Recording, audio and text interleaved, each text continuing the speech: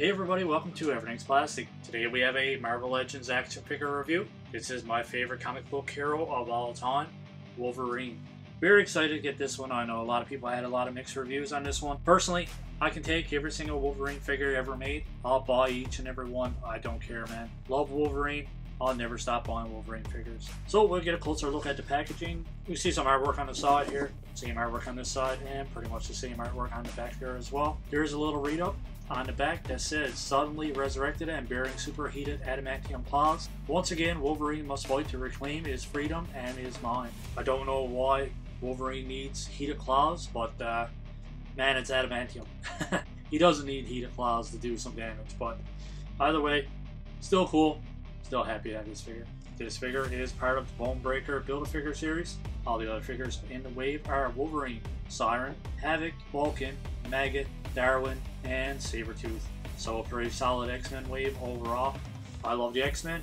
I grew up on the X-Men. So that's pretty much it for packaging. We'll be right back with this one out of the package so we can get a closer look.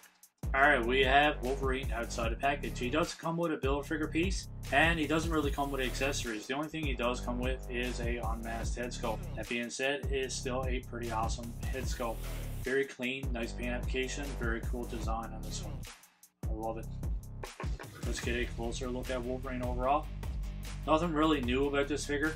Pretty much just a repaint, and I'm fine with that. I don't have any Wolverines in my collection with this costume, with this overall design. I think the paint application on this one is pretty clean, man. Not bad. On the back here too, everything carries over, everything's clean. Wish they put some hair on his arms. Obviously Wolverine is super hairy, so that's one little detail that I think they could have added in, just to make this one pop a little bit more. Like, pretty cool detail on his belt there. I do like the overall design of his claws. Something different for my collection, so I can't really complain about this one. Maybe if Wolverine wasn't my favorite comic book character of all time, I might have a different opinion on this one. Can't really bash Wolverine. Now that we had a closer look, let's take a quick look at articulation. So his head goes back this far, all the way back, man. Awesome range of motion there. Goes down this far. There is no side to side, but you do get a full rotation. The shoulders are going to be somewhat restricted, but they go up this far. They go all the way around. There is a butterfly joint. Bit stiff, but pretty decent range of motion out of that one. There's a bicep swivel, double jointed pin elbows.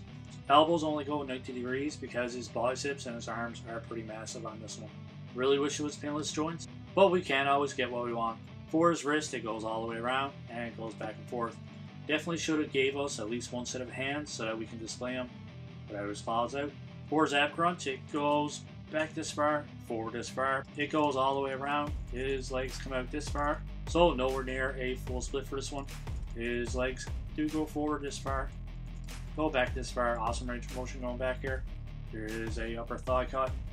There's double jointed pin knees. At least the bottom pin is pretty much covered up, but it's still there. There is a boot cut as well, which is covered up by the overall design of his boots, which is a pretty cool detail. I love when they do that. And for his ankles go back this far, forward this far, and you do get your full rotation here as well.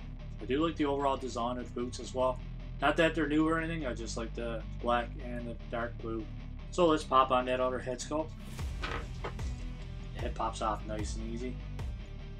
This one pops on nice and easy as well. So we can get a closer look at that one. Like I said, man, I'm a fan of this head sculpt. I think they did a good job on this one. Cool job on the sculpt of his hair.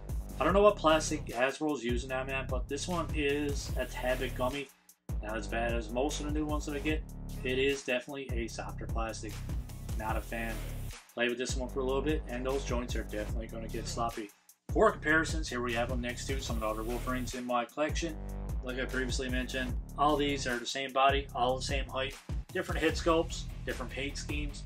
Other than that, pretty much the exact same figure. Maybe they popped in some different claws. Not really a fan of the old school claws on the Apocalypse Build-A-Figure Wolverine.